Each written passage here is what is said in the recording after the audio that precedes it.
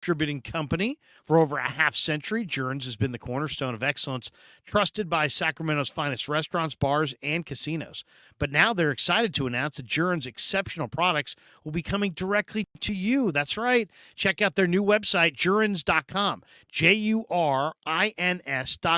Juran's has a vast catalog with everything you need to elevate your kitchen and craft, from premium cocktail mixes to top-notch kitchen essentials that stand up to the rigors of a commercial kitchen. And here's the best part. When you shop at Jurans.com, you enjoy free nationwide shipping. That's right, free shipping. Jurans is able to offer customers best-in-class prices on all their products because they buy directly from the manufacturer and they cut out the middleman. But wait, there's more. For a limited time, get a fantastic 10% off your entire order by using the promo code Krueg, Krueg, at checkout. Make sure to check the link in the description and use that promo code Krueg, Krueg, at Jurans.com.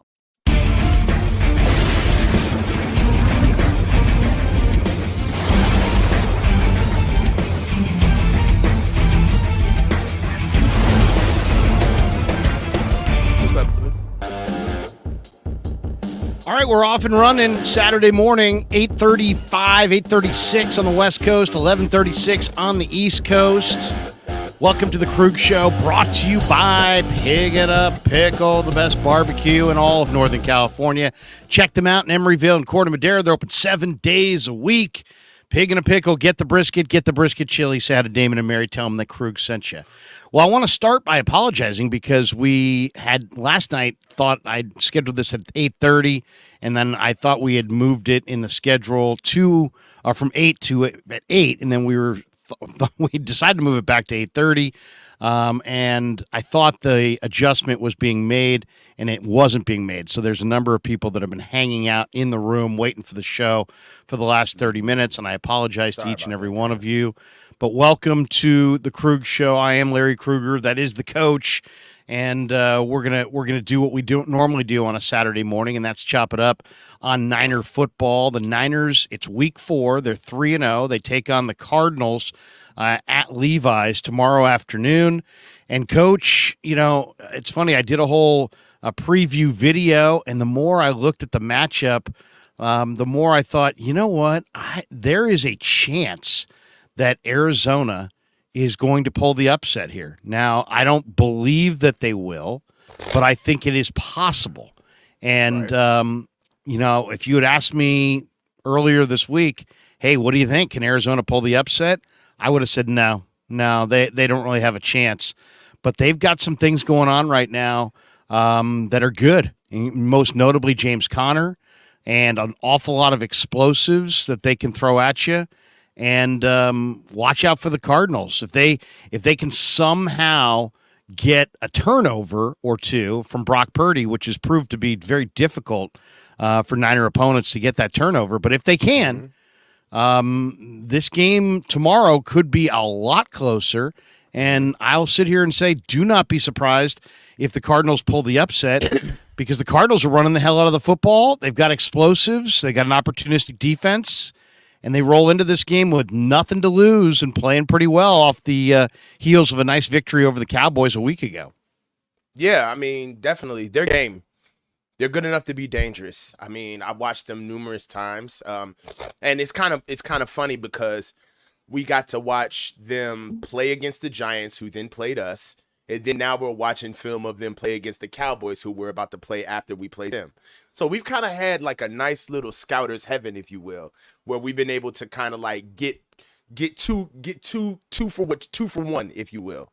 On offense, you are right. They're not necessarily dynamic from a consistency basis, but if you give them a chance, they will take it. They will take shots downfield. They do have dynamic receivers in Marquise Brown and Rondale White on the outside. Rondale Moore. I keep thinking Moore versus White, but Rondale Moore. Connor, the running back, is as good as advertised, and he's a bruiser. This will be a really good litmus test to see what the interior of our defensive line and how they're going to respond, Larry. On defense, they're fast. They are.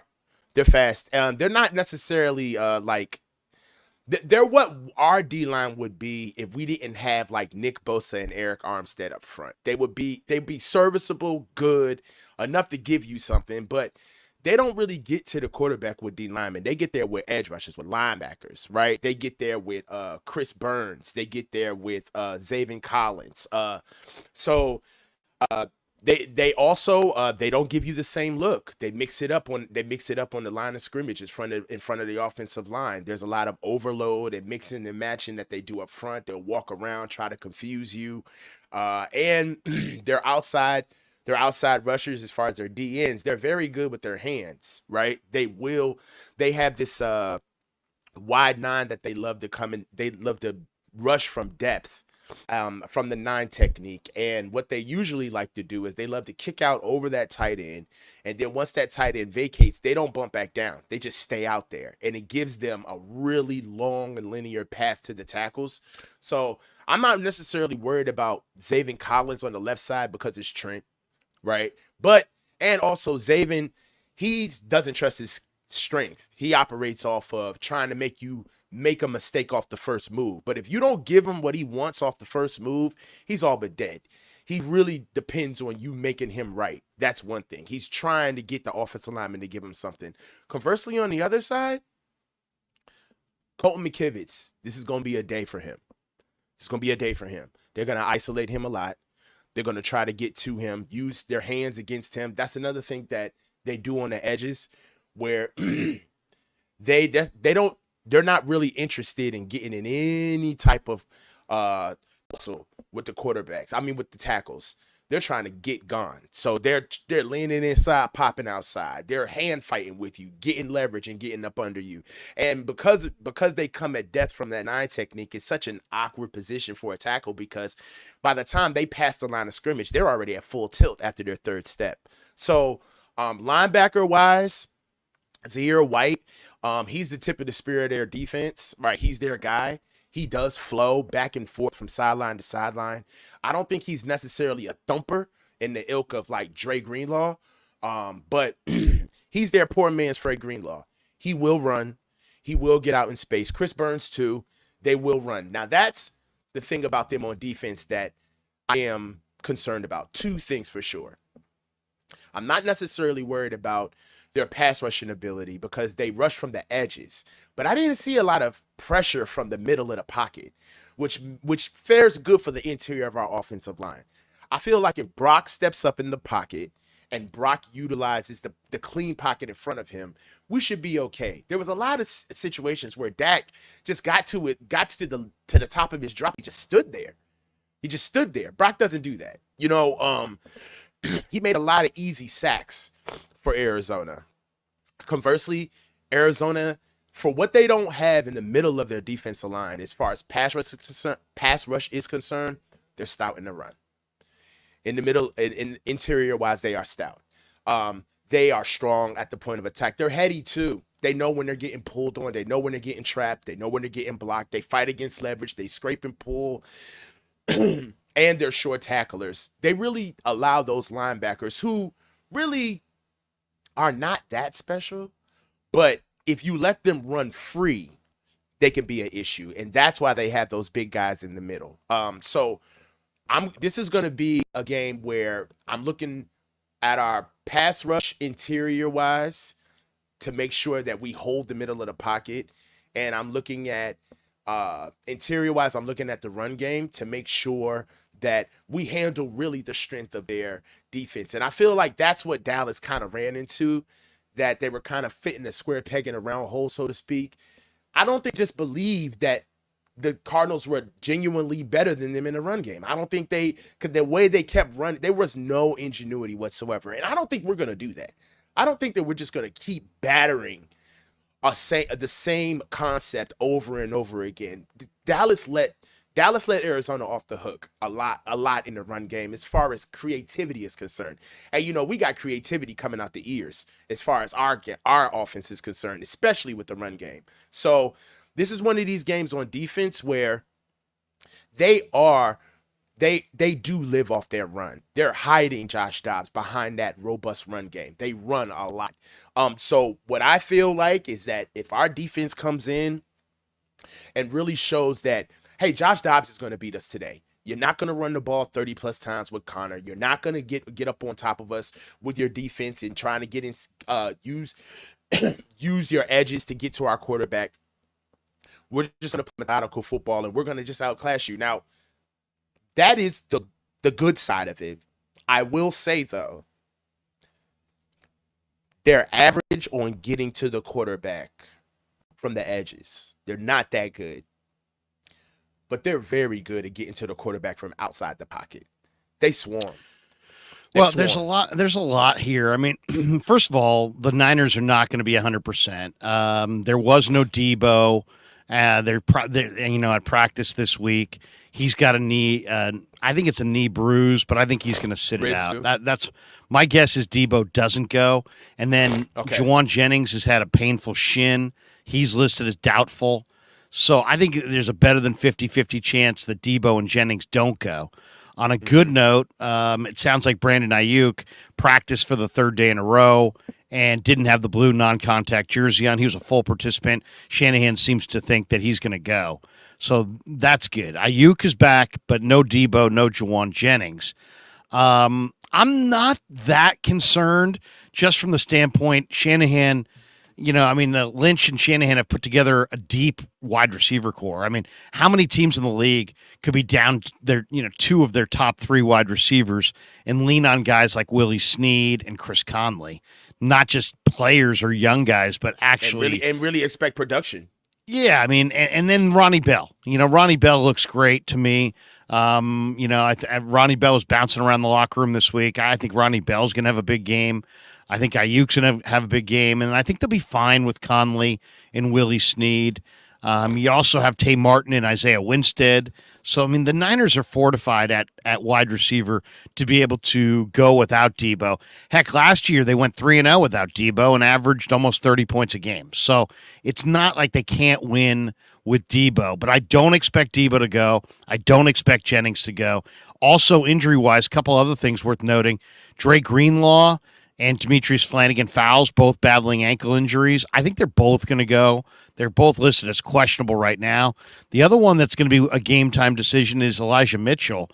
He's got a knee injury. Shanahan said that the injury happened during Thursday's practice. Talk about a guy who's just glass. I mean, he just cannot stay healthy, Elijah Mitchell.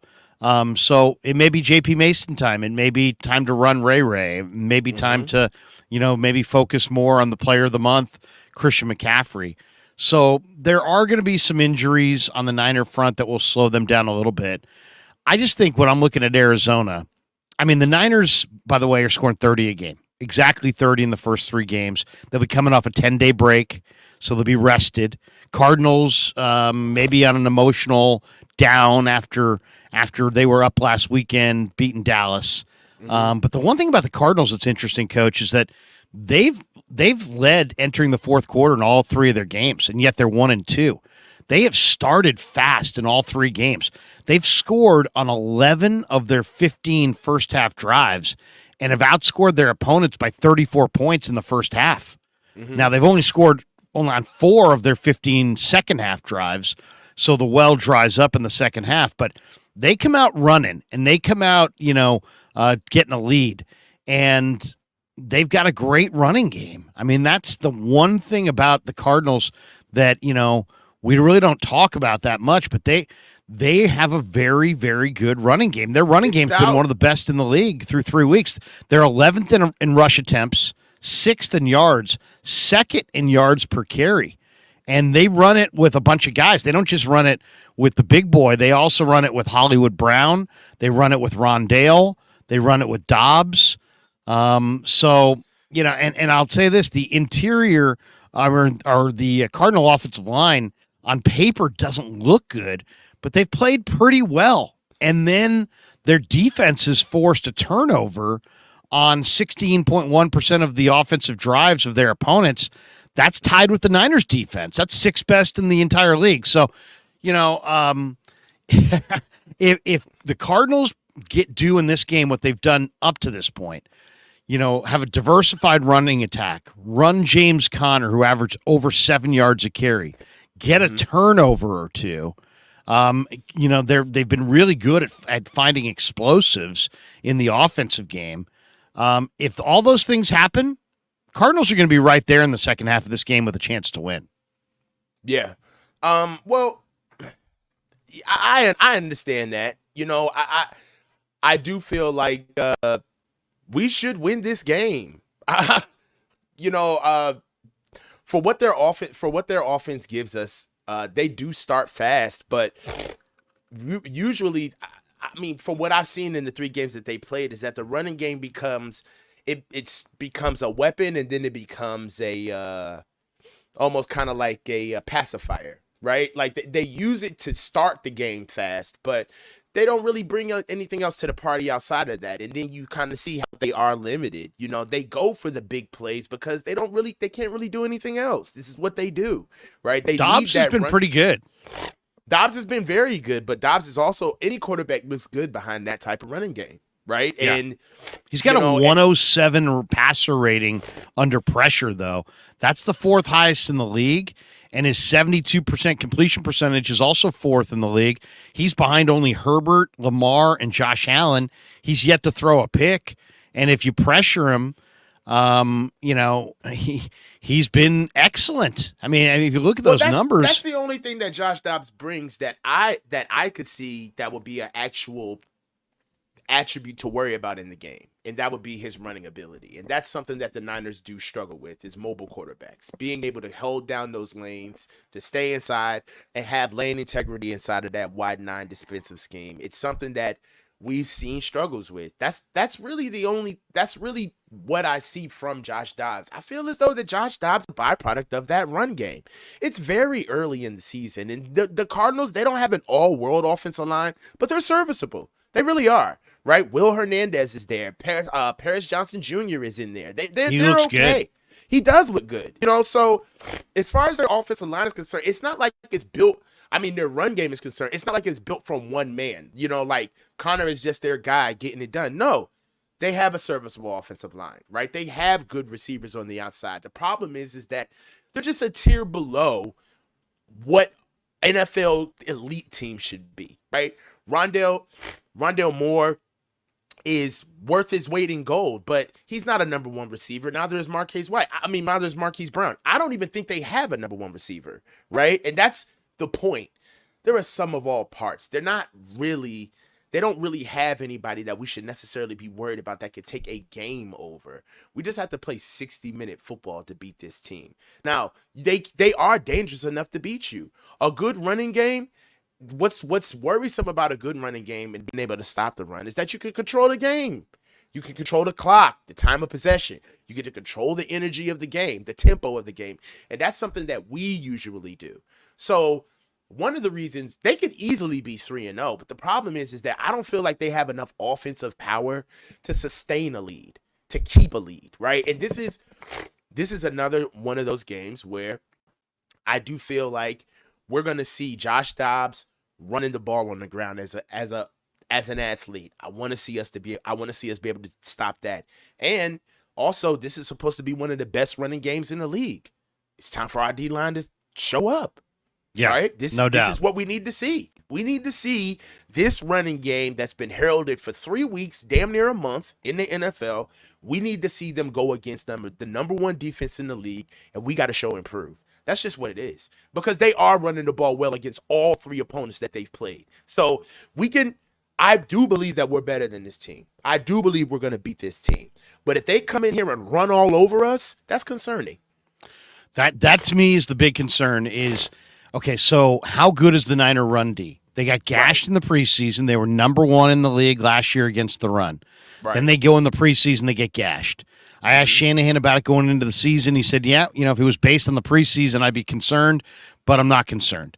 Then they go to Pittsburgh, and they get Najee and Warren, and they just, punch Najee in the mouth, and, game over. I thought they did a decent job against the Notre Dame back in L.A., Kyron Williams or whatever it is. Yep. And then week 3, they got the Giants without Saquon. But here's Connor. And Connor is a big man with kind of a little bit more, guys take bad angles on him. He's a little faster than you think. You He's got a to lot go stronger low than on you him. think he is too. He's stronger than this is going to be. To me, that's my big concern is do the Cardinals have success? They ran for 200 and something yards last week, 7 yards a pop against Dallas. Now, Niners run D far better than Dallas's run D. I mean, that's why the Niners have owned Dallas, is because the Niners can run it on Dallas.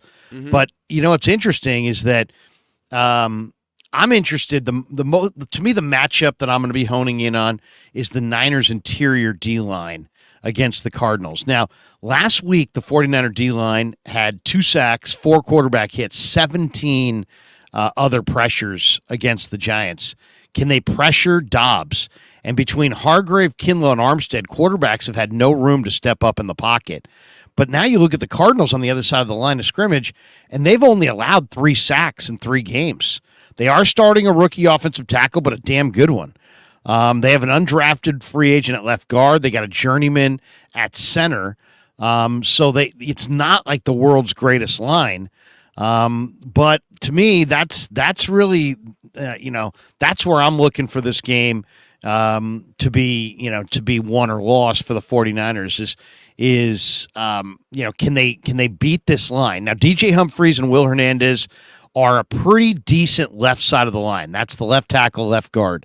The center, Froholt, is on his 3rd team in the last 3 years. The right guard, Elijah Wilkinson, is on his 4th team in the last 4 years. They're both bottom 20 players, according to PFF. I think Hargrave could have a huge day. And then there's Paris Johnson, who was the 6th pick overall.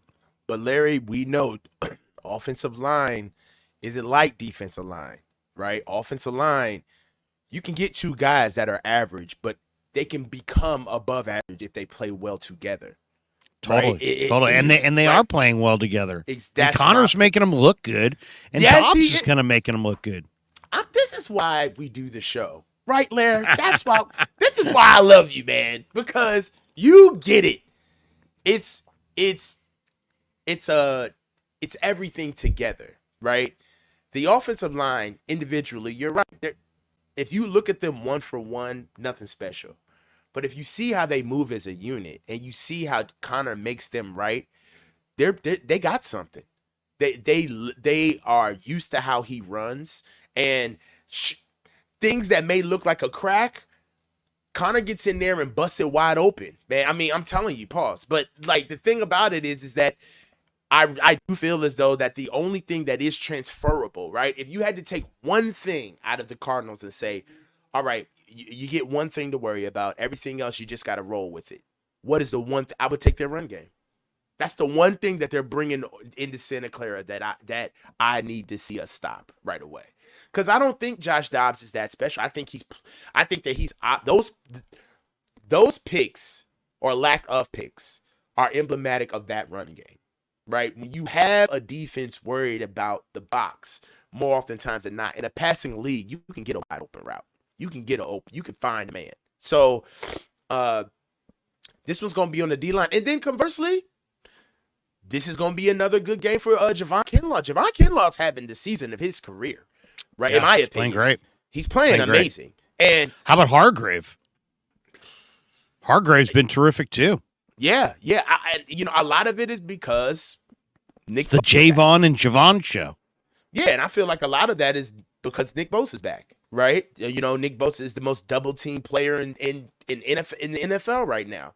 A lot of people are eating because of that, right? And what I think is, I don't think that teams are necessarily ready for the fact that with our defensive line, you're going to get into the point where you're going to have to start picking your poison, right? Because now you can't double Nick anymore because we have guys that are also stout in the run game and in pass rush ability. So, again, I sound like a broken record because I do have to strip them down. I'm not worried about their passing game. I'm not.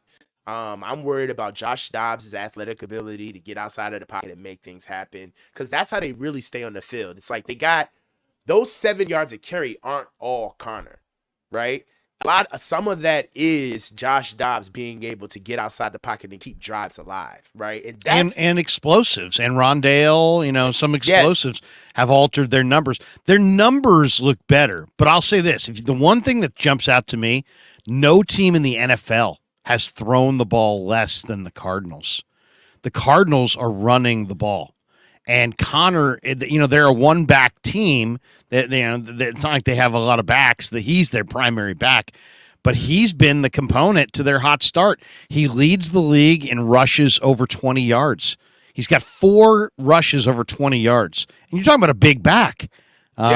He's also 4th in the league in rushing yards. He's averaging 5.2 a carry. And he's tied for 5th in rushing first downs, with 14. So, James Conner, the one thing I feel good about is I think Greenlaw is going to go. And I think, Greenlaw and Warner should do a nice job on Conner. But this offense, really for when you think Cardinals and you're like, they didn't even have Dobbs until training camp, right? So it's like you're sitting there going, well, wait a second. The Cardinals always have a bad line and they don't have many weapons and it's the Cardinals. But then you look at it closer and you go, wait a second. Their line's playing pretty well. Conner has had a great start. He's a big physical back. The quarterback is mobile as all get out. They've got major speed on the outside. They added Michael Wilson from Stanford, who gives them another burning weapon. He's had a 70-yard reception already. And then they have 2 tight ends. If they want to go double tight end set, you got Zach Ertz, who's first on the team with 14 catches, but you got Trey McBride, who's really a very, very underrated tight end, the kid from Colorado State. I mean, he's not like just a guy.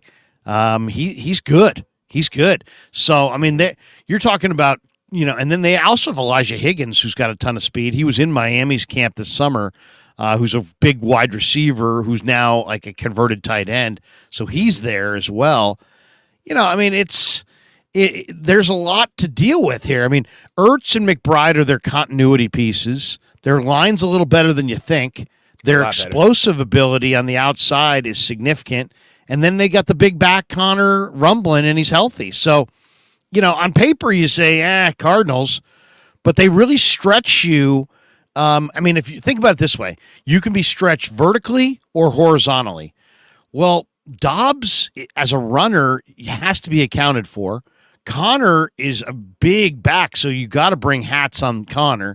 The tight ends will keep our continuity pieces that keep the chains moving, and then they'll stretch you vertically with burning speed. I mean, who's got better trio speed-wise than the Cardinals with Hollywood Brown, Rondale Moore, Michael Wilson?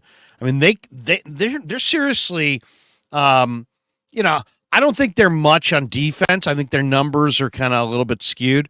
But offensively, that is a real challenge, and there's nothing accidental about it. You know what else about James Conner that we haven't noticed with all of this running that he's doing? What's that? He hasn't fumbled once. Which is major. That's a big deal. Yeah, that's a big deal. So, yeah, I know we're trying to we're talking up the Cardinals. Yeah, but I mean the whole premise of the stream was, can you paint a picture? I mean, every Niner fan wakes up this morning going, Niners going to roll. Oh yeah, take the Niners, give the 14, this and that. No sweat. But you know what? It's a division game. Yes, the Niners swept the Cardinals last year, but historically the Cardinals have played the Niners pretty tough, and they're riding high after their Dallas win, which only really guarantees that the Niners are not going to take them lightly, which is a good thing. But it's not like they're without weapons or there's no way you can possibly imagine them beating the 49ers. Like, I had a hard time last week, Coach, trying to paint a picture where the New York Giants, sans Saquon Barkley, were going to beat the 49ers. Just didn't see it. Couldn't really paint the picture. But with this Cardinal team, after watching them the last couple of weeks, and we'll flip the card and talk about the defense. I mean, the Niner offense against the Cardinal defense. But Brock Purdy said it. I mean, the Giants brought all kinds of exotics, and they blitzed 85% of the time, and Brock lit them up. Arizona does that too. But the Cardinals are the lowest blitzing team in the league by percentage. They don't blitz nearly as much. But they do a lot of pre-snap confusion. They do a lot of one man down, one man hand in the dirt. You'll have like a shade in the dirt, and then have like 7 guys in the box roaming all over the place. I actually have a clip up of it too. It's and they force turnovers. They force turnovers. Yeah. So they don't necessarily blitz because like I mentioned in the beginning of this stream is that they really believe in their edge guys. They believe in Zaven Collins. They believe in these guys, right? Zaven Collins is less to be desired once he shoots his first move and there's nothing there anymore. But he's hurt. I don't know if he's going to go. Again, but also Victor Demukajay. He's another one. And he's really good on the left side. I saw him win multiple times against the Cowboys and cause a lot of conflict for Dak. Gardeck got to the quarterback. Yes, Gardeck did. And a lot of these guys, and this is, you know what? I'm glad we brought this up because this is also something I wanted to touch on. All right. So when we played against Pittsburgh, right? One thing about Brock that I've noticed is that when Brock gets out the pocket, right, and Brock is evading defenders, more oftentimes than not, Brock is okay with bigger athletes. Right? He uses their leverage against them. He can find a way how to protect himself the ball and possibly advance the ball to help the team, right? I don't necessarily get worried about bigger guys that Brock sees coming. But those 6'1", 6'2", sawed-off edges, like those tweeners, those 245 to 50-pound guys. Harder to get away from. They're harder to get away from. And like all of that quick twitch, reversing the field, reverse spinning out the back of that stuff does not work on those guys because they're slung low. They know how to run that circle, man. You know, defense, they love to run that. Those lower, shorter guys can run that circle to the point where they're almost 45 degrees with the turf. And the Arizona Cardinals have a guy like that. The Rams had a guy like that, Byron Young, 0. He got a sack on Purdy, where when Brock gets out in the open field, the bigger guys, like I said, I'm not worried about, but the shorter guys that are more kind of his body type, because Brock is 6 foot 220, right? So you get a guy that's 1 or 2 inches taller than him, and they're built to go. I'll take a pass rusher Brock size, a little bit bigger than Brock all day, 30 pounds heavier, 2 inches taller. So they do have a guy, and it is Demukajay. He gets low. Victor Demukajay gets low off the edge. He has really good hands, and one of the things that he does very well, he's good in space. The same thing about Chris Burns. Like these guys are good in space. So that's the thing. It's like their D-line, it's almost as if Dallas had a horrible game plan because it just went right into what Arizona does well on defense. They're not infallible. They're not, I don't watch them on defense and think, man, golly, all 3 phases, Jesus Christ, they're lights out. No, there's deficiencies, but I feel like teams are kind of playing into what that defense does well. Number one, because they got an offense that's going to slow the pace down and run the ball. So that defense is always getting on the field fresh, right? Because they're running the hell out of the ball on offense. But also, they're getting in space and not thinking that these linebackers know how to seal the deal in space and actually close and make a play happen. And that's where Dallas really made the mistake of trying to get out in space, because at one point their edges were getting home. So naturally, Dallas was, I feel like offensively, they kind of leaned into, all right, well, let's move the pocket. Let's get some play action going. Let's get some naked boot going. And they were on top of that shit like white on rice. They were waiting for it. So those are some of the things that we see in the inertia of the offense, where if we're not working, the offense isn't working on the front side with running the ball on outside zone or running some gap seam stuff. A lot of time Kyle likes to sneak in some boot. He likes to sneak in some naked boot, some play action. They're good at that stuff. They're good at staying on that backside and not getting fooled and staying home and waiting on that quarterback to come out with that ball. They're very good at that. So that's something that I would be paying attention to. Yeah, I mean, Arizona has forced a turnover on 16% of their opponent's offensive drives. That's sixth best in the league. They've got an interception in each of the first three games. They're also second in the NFL with 23 pass deflections, trailing only the Saints.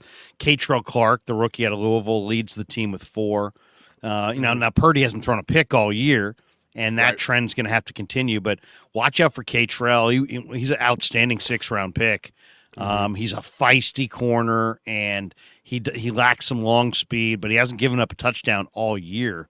One thing that's kind of interesting. The Cardinals. Normally, you think of the Cardinals, you think of Budda Baker, right? But Budda Baker's not in this game. Yeah, he's on the IR with the hammy. Jalen Thompson has been really consistent, but they're using him a lot into the nickel spot this year. So, Kayvon Wallace and the other safety, I think, are both logging big-time snaps, and I think the Niners will try to pick on them. Kazir White is a major tackling machine, so you got to get him blocked. If Zaven Collins is healthy, they're lining him up at the edge, because they're a little depleted there. Chris Barnes is dinged up. I'm not sure if he's going to go. He's listed as questionable. But the thing that's surprising to me is the Cardinals are 5th in the league with 11 sacks. And they're one of only 6 teams that are blitzing less than 20% of the time. They don't have that name edge rusher, but it's a balanced group. You mentioned Zaven Collins.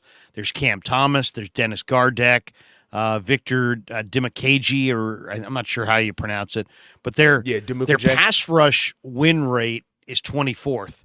Their run stop win rate is 29th.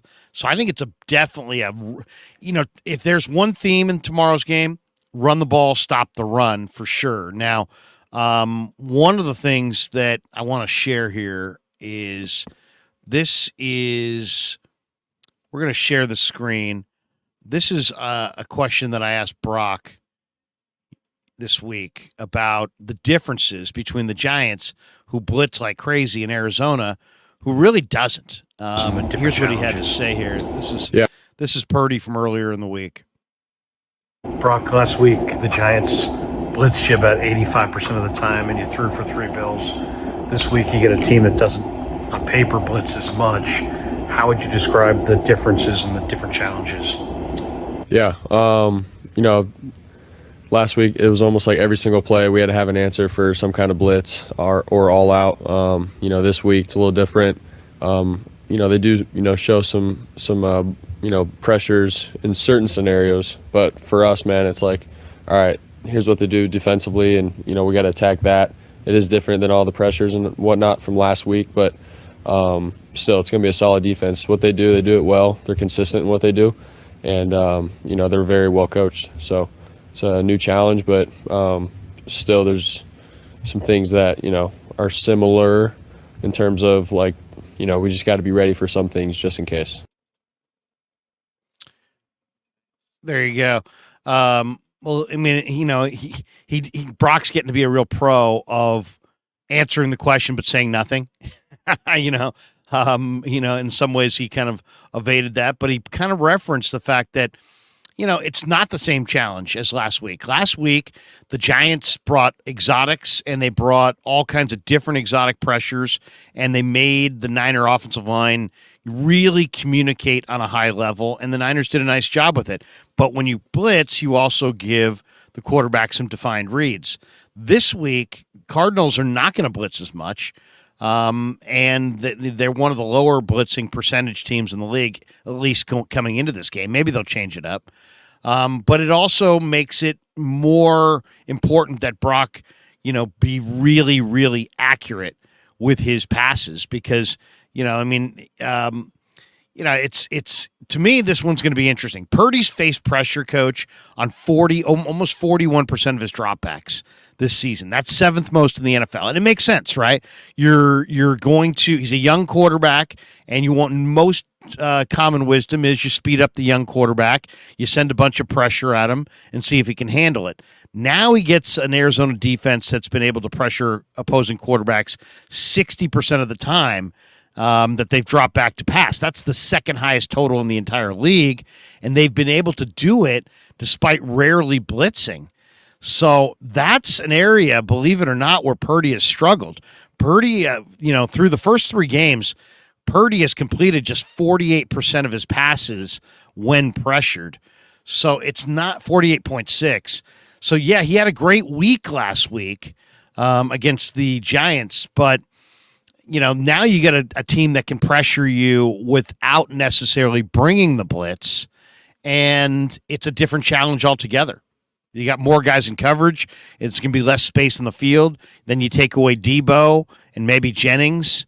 And, this is going to be a lot of pressure on Purdy to make it happen. Did we lose Coach? We might have lost Coach there for a second. We'll get him back, hopefully. Coach says, I'm out. Janky says, Coach says, I'm out. Brother Bob says, Coach froze. Yeah, so maybe Coach is rebooting here. Let me hit a couple of these supers while we're out. Chris B says, no worries, Larry. We love you and the coach. It's not like we're waiting outside in the pouring rain for you guys to let us in the building. LOL. Yeah, no, I realize, but when I say it's going to be at 8:30 or an 8 o'clock stream and we don't show up till 8:35, I do feel bad. Coach, you hit the reset. Oh, you're still frozen. Oh no, well, are you frozen? He looks a little frozen. All right, well, we'll see if we can get him going. We got you. You stopped talking to me after the video. Oh, okay. You're still a little frozen on the. You froze right there. Now I see it. Now I got you. Can you hear me? I can hear you, but I can hear you, but it's the connection went a little janky. Maybe reboot. Oh wait, and now you're moving around there. Can you hear me pretty clear? Yeah, like after you played the video. After the video, it's not playing. I don't. Okay, well, we'll see if we can get Coach back in there. Let me throw a couple of these supers up who have been waiting. Bazimyan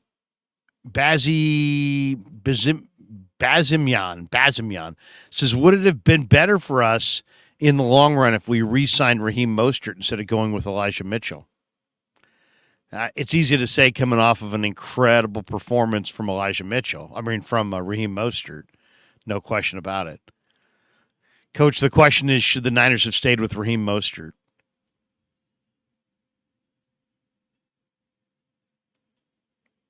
Are we not getting the coach? Let's see. Let me hit another super here. Brother Bob says, Purdy's pimp, Brock didn't light him up per se, 201 yards after the catch. Yeah, lit it. But, I mean, there's no question. But, I mean, that's just the Niner receivers. They throw short to guys who can, make plays with their, with the ball in their hands. I would say if a quarterback throws for 300 yards, I don't care if it's 90% after the catch. He's still making plays. You're still talking about 30 points and 300 yards passing. And we got this one also from Brother Bob. He says, I like Brock Purdy, but I'm real steady, but I'm real steady screens for 200. I like Brock Purdy, but I'm real steady screens for 201 yards. Those count. Those count as well. That's just the nature of Kyle's passing game. They throw a lot short, and they lean on their guys to pile up run after the catch yardage, and that's kind of how they do it. So, I mean, I wouldn't. To me, that doesn't take away from the quarterback. Coach, are you back with us? How's our connection?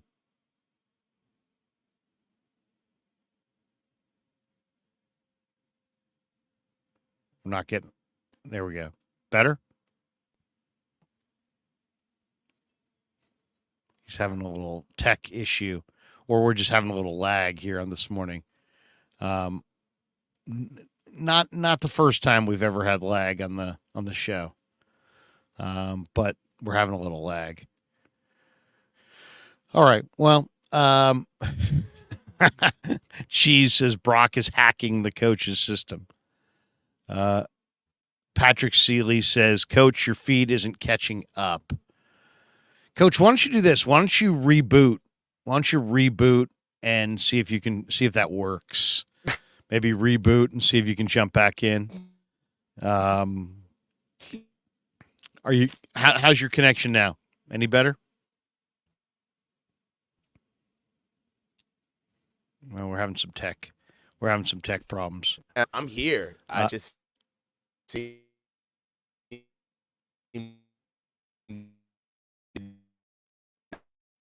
not we're getting like every fourth word like that. You know what I mean? That's what we're getting. Ted Talks Balls in the chat says, ask Coach if he's ready to crown Purdy. Ted, come on. I mean, seriously. What are you waiting for? What are you waiting on? I mean, his teammates love him. His coach loves him. Everybody calls him the real deal. The guy's never lost. He just threw for 300 yards. You know, you were praising Trey Lance all throughout summer. Trey didn't win any games. Trey hadn't done anything. And you were ready to anoint Trey. But now Purdy has got this high standard where it's like you're not going to love him until he wins the Super Bowl. Come on, Ted. Come on. Sometimes you just got to chalk it up and just say, you know what, I'm wrong. You know, I mean, I've been wrong. I'm wrong a lot. There's all kinds of guys that I thought were going to be good in the draft that weren't. Sometimes you just got to chalk it up and say, you know what, I was wrong. I thought Trey was going to be better than Purdy. He's not. Purdy's better than Trey. And that's why Trey's still not starting. That's why he's still not Dallas's backup. He's their third. And that's why Purdy's having great success. Bomber T's like, Ted, why do you have to hate on Purdy? I just think people are getting stubborn with this. It's like, hey, I made a prediction, and my credibility is everything, and I can't possibly say that I'm wrong because I'll lose credibility. No, you won't. You'll gain credibility. It's human to be wrong. I thought Carlos Hyde was going to be a Pro Bowl running back. I was wrong. I thought Rashawn Woods was going to be a very good NFL receiver. I was wrong. I thought J.J. Stokes was going to be, an elite guy. I was wrong. He was decent, but he wasn't elite. It's some do, some don't. Some will, some won't. Sometimes you hit it right. Sometimes you miss. People don't watch your channel because you're right every time. They watch your channel because your content is either entertaining or it's not. So don't be afraid to just say I'm wrong. And it's not about crowning somebody. It's about acknowledging that what's working. The Niners are scoring 30 points a game. Purdy's playing well. It's not about crowning anybody. Brother Bob says, not saying it takes away, but it's dink and dunk, LOL. Oh, my God. Please, Brother Bob, the dink or dunk. We gotta leave the dink and dunk in the past. I mean, it doesn't matter. Doesn't matter how you score 30, just that you score 30. That's the way I would look at it. It doesn't matter to me. It really doesn't. If you go up top, and some offenses rely on 18 to 25 yard cut patterns. Do you remember the Super Bowl 29, the last time the 49ers won the Super Bowl? Who did they play? The San Diego Chargers. What were the two offenses?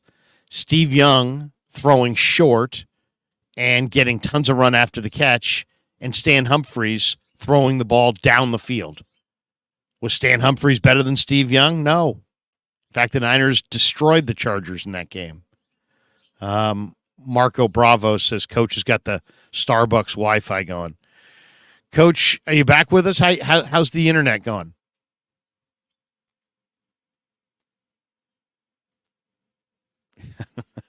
Okay, well, that probably speaks to it. He's frozen right there. I'm not sure, why exactly. On our end, everything seems to be fine. But Cheese says, bring on Ted. Ted's got his own channel. Ted can do his own thing.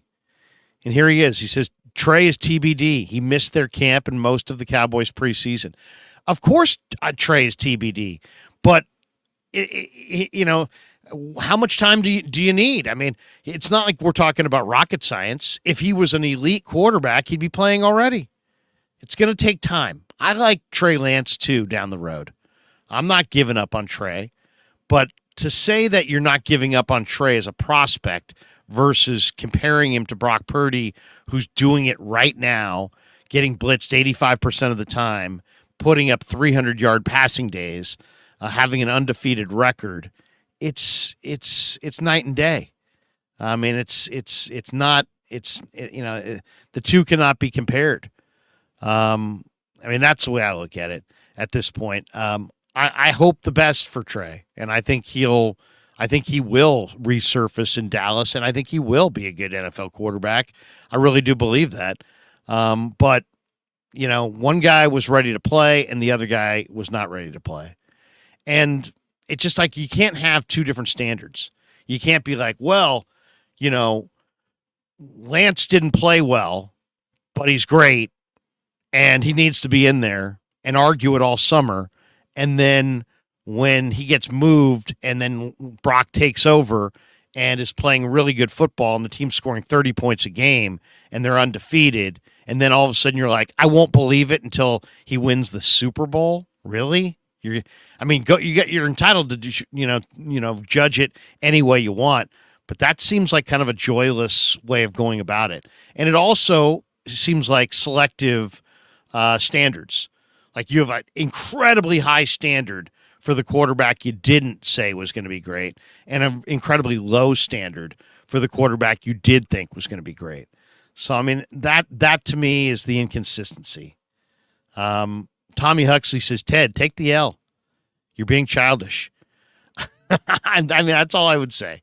I'm not mad at you. When I'm banging on you, it's like I would do to any of my buddies. I'm just busting your balls because you made a prediction. But you know what? How long do you stay with it? You know what I mean? How long do you stay with it? It's like I like Trey, but I'm not going to keep banging my head against the wall that he's going to be awesome right now. I've got to see more. And to me, I've been very consistent on the Lance front. I mean, I don't want to get too much on Lance, but since Ted was in the chat here, and he's such a Lance guy, I'm all about Lance long term. I really think he's going to be good long term, but it's a long term play. And the Niners were in their window to win the Super Bowl, so it wasn't surprising that they didn't want to go on a long term play at quarterback.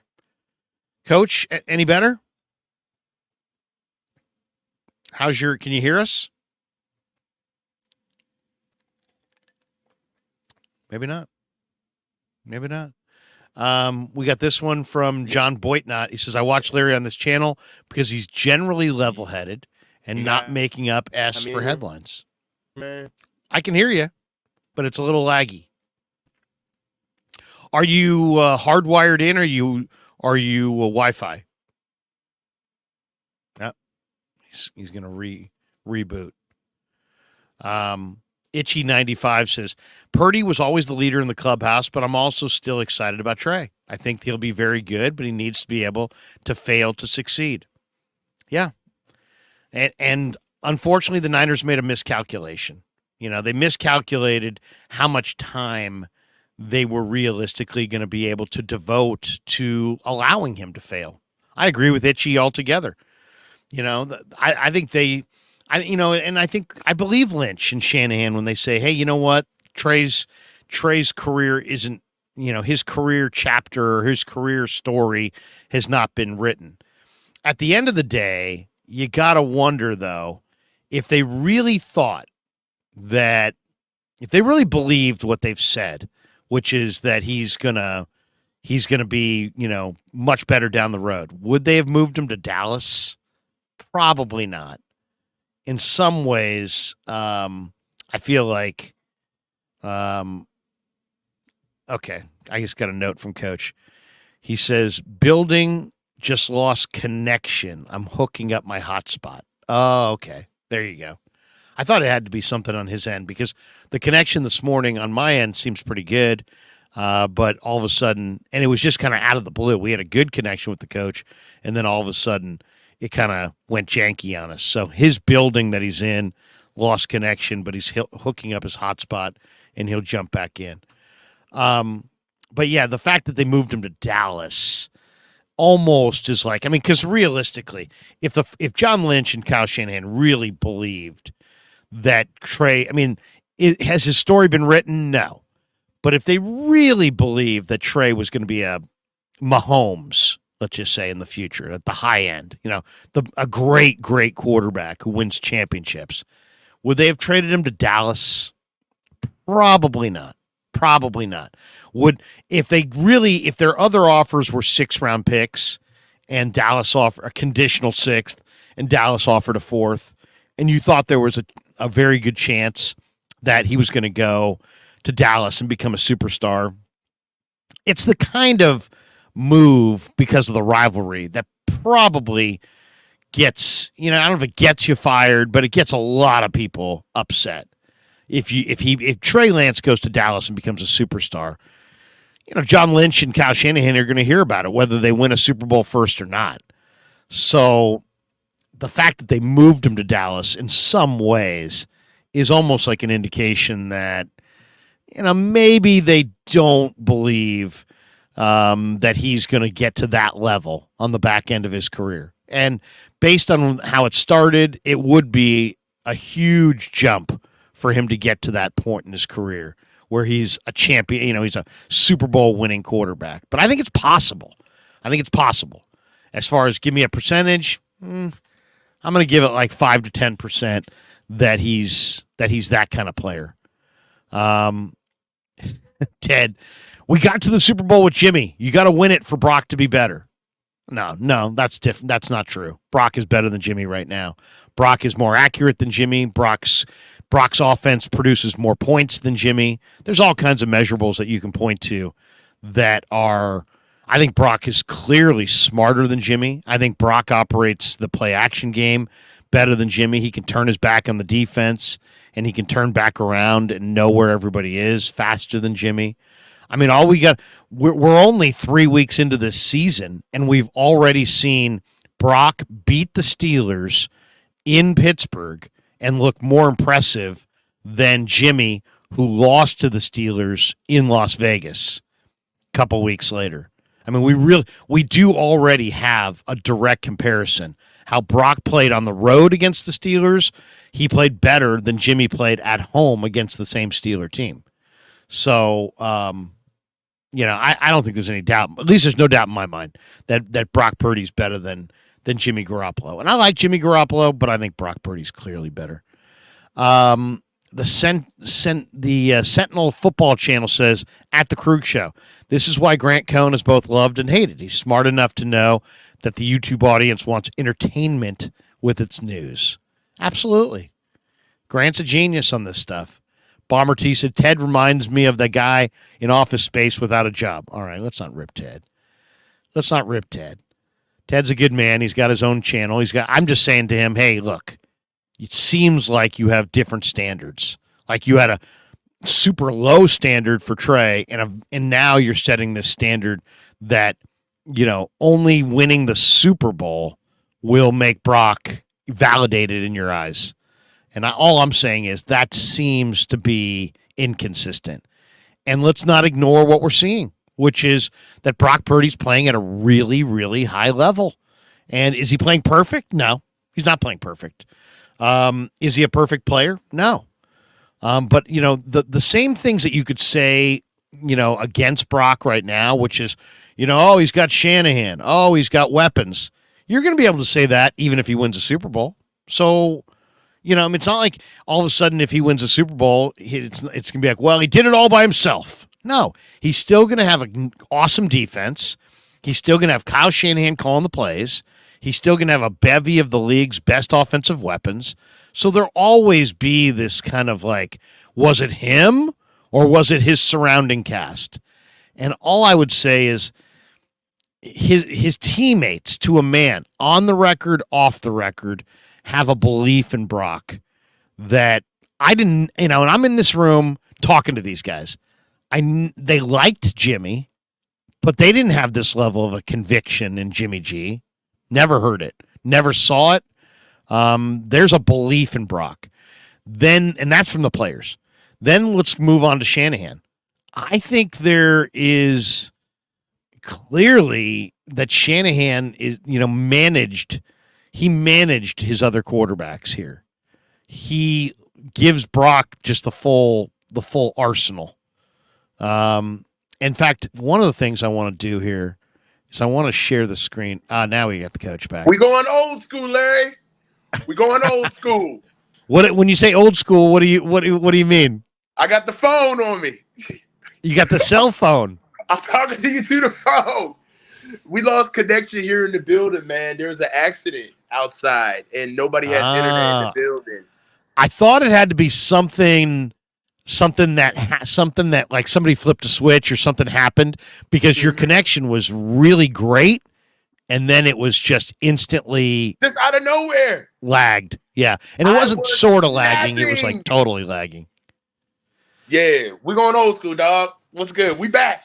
Let's salvage the rest. All right, we've got Brother Bob says Purdy's pimp. I'm not saying dink and dunk is bad. Laughing my ass off. You are. Okay, so we were getting into a discussion because Ted Talks Ball, who is one of the people in the chat, and Ted has his own channel. I don't know if you've ever been on the Ted. You've ever been on the Ted channel as a guest? I like how it gets down though. Okay.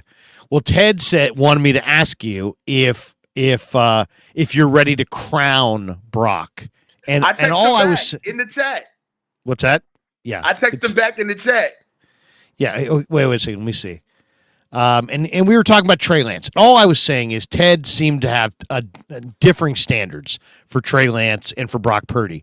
And that Ted can do whatever he wants and he can say whatever he wants. But his standard is he's now saying until Brock Purdy wins the Super Bowl, he's not going to fully embrace him as the guy. Hold on. I mean, I don't want to put words in his mouth, but that's basically what he's saying.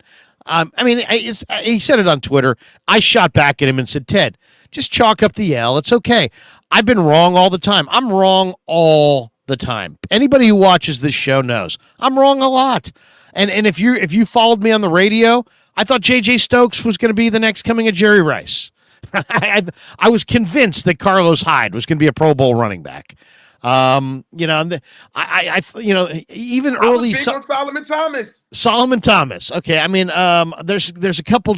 I thought Reggie McGrew was going to be good. I thought Brandon Lloyd was the man. Yes, that's another great one. I thought Brandon Lloyd with that one-handed catch. Remember that thing on the goal line? Right when you wanted to say he was trash, he give you a one-hand catch. And you're like, that's why Brandon Lloyd could just do that. Right. We all could point to players that we thought were going to be great that weren't great. So my whole point to Ted is it's okay to say, you know what? Brock's damn good. I was wrong. It's like and just because you say Brock's damn good doesn't mean that you don't believe in Trey or that you don't think that Trey's going to become something. My belief is the same. I've never changed. I think Brock is a franchise quarterback. I think people are finding that out. And I think Trey Lance eventually, when he's got it all going and everything, I mean, it may be a year, it may be 2, it may be 3, but I've not quit on him as a big-time NFL quarterback. I just think it's a long-range deal. So that's where I'm at with Trey. And if somebody wants to say, hey, Trey's going to be great at some point, I'm not going to disagree. I actually kind of believe that is going to be the case. But my point is, you can't be like every little thing that Trey did. Oh my God, super excited. And then all this great stuff that Brock's doing, it's like, I don't buy any of it until he wins the Super Bowl. To me, that seems like different standards. You know what I mean? Yeah, I know exactly I think we what should. you mean. I think we should all just. I guess my greater point is we should all just appreciate that Brock Purdy is way, way better than the Niners thought. Otherwise, they wouldn't have taken him with the last pick.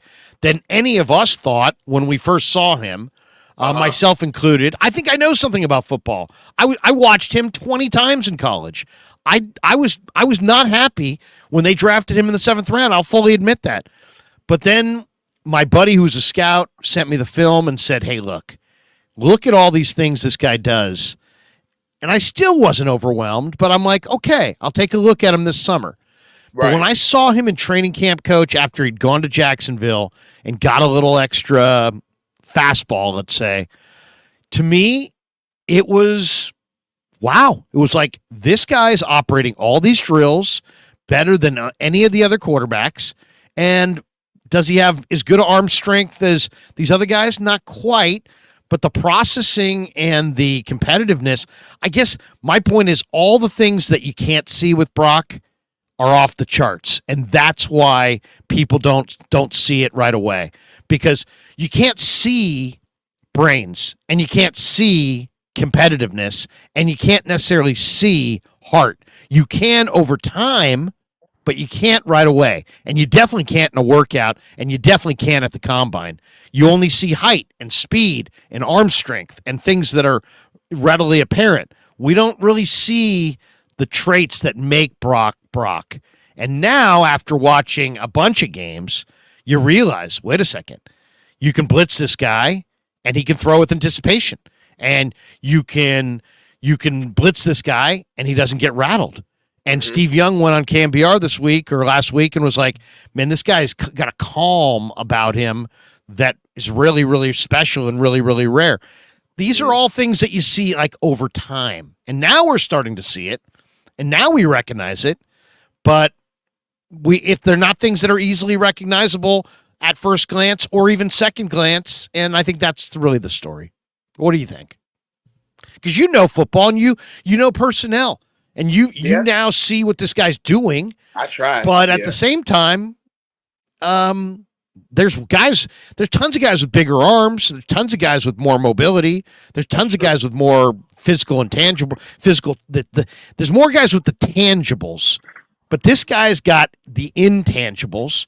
And some guys have a lot of intangibles. And he does. What do you think? Give me your evaluation of Brock. After 10 games of watching Brock, he's a starter. He's a starter. He's an NFL starter. I feel like right now, at best, Brock's floor is middle of the pack. Like right now, you could honestly say that Brock is 19 to 15 in the league. 19 to 15 in the league. I'd say after 15 guys, you're going to get hard trying to find 15 other guys better than Brock. I think that it's a lot to be said that he has not lost since he's been a starter. I think that he plays well within the tool set within the tools that he has, which is that's not like a backhanded compliment. That's actually a very good compliment because in a league with so many athletes, with so much talent, it is important for you to do what you do best. And Brock does what he does best at an elite level. Brock's processing ability, I mean, the way he knows exactly where to get the ball and where to get rid of the ball. I mean, there are times where Brock is going through his progressions and he looks a bit disinterested, to be honest with you. He looks a bit faster than the game. Like the game has actually slowed down to him. I don't see the game being too fast for him from a processing standpoint. Brock is also a very good leader. I fought against what this locker room was saying for an entire year. They spoke in. Brock is their guy. You don't get a lot of veteran locker rooms to completely wrap themselves around a young guy like Brock if he isn't showing those 47 starts of experience that he had in college before he got to the 49ers, right? So I do feel we were talking me and Jesse actually were talking about this on the show.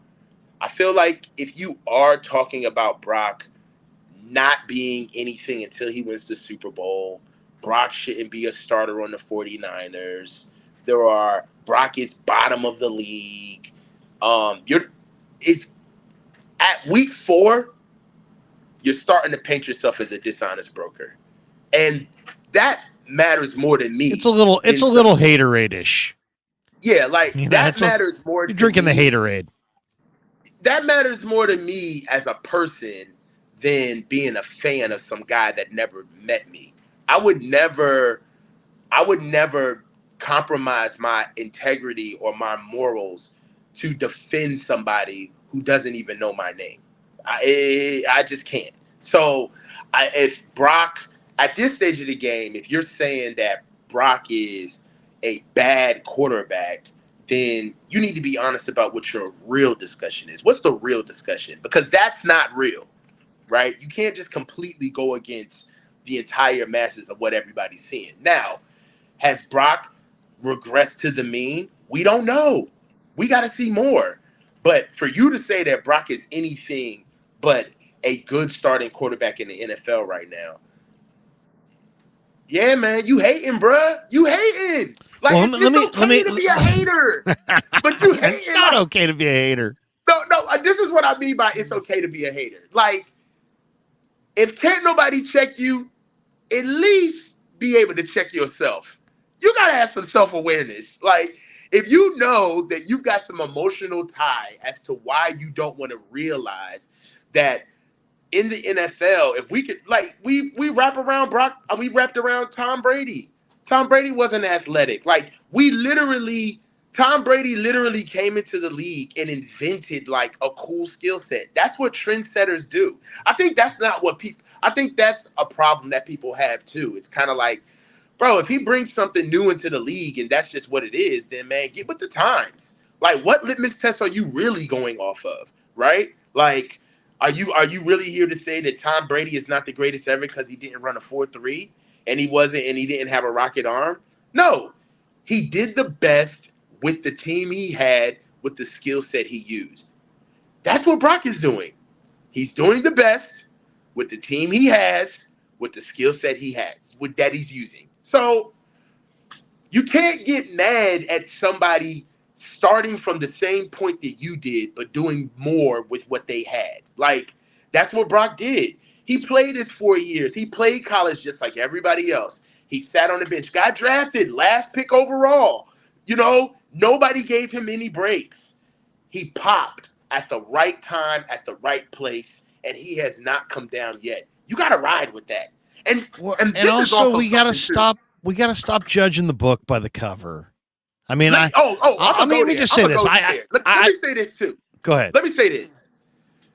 Judging the book by the cover. I coached at a D2 school. Okay, I didn't coach at a D1 school. Right? I didn't coach at some gigantic ass program. All right. I scouted for small schools. Okay. The majority of the league is filled with Brock Purdy's.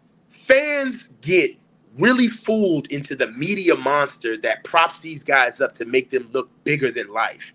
But 95% of the league is living check to check, bringing their check home, living their lives, and they're in this amazing opportunity that has propelled them and given them a head start on life. But make no mistake about it, 90% of the league is the everyday man. That's why people are connected with Brock Purdy, because he wasn't propped up. He's not a diva. He's not some kid that went to a pedigree school that everybody knew who he was. He had stars next to his name, got recruited by the best guys, has the best coaches in the league vouching for him. And he was a slam dunk when he came into the league. And now he's just riding off into the sunset. That's not what Brock is. And the people that say Brock needs to show us more, it's a dog whistle to that. It's like, bro, you need to show us more. How many times have you been an underdog? Well, you know what I'm saying? Okay, let me say this too. Okay, you've heard the term frontin'. Larry, right? Don't talk to me about Larry, I'm black. No, but let me just say this. I was in college, okay? I needed a job, right? Okay. And I'm hanging out and I just need a part-time job. And I went into a Wells Fargo bank to, whatever, get some money out. And there was some beautiful girl from my college who just happened to be there, and she's like, so I go to her window and I get out whatever money I needed, or I forget exactly. It was some kind of transaction. I had to be in the bank, and she's like, hey, they're looking for tellers. You should apply. And she was that good looking that I was like, I'm going to work here. Right. I got to work next to you. Right. So I became a bank teller. Okay. In college. Right.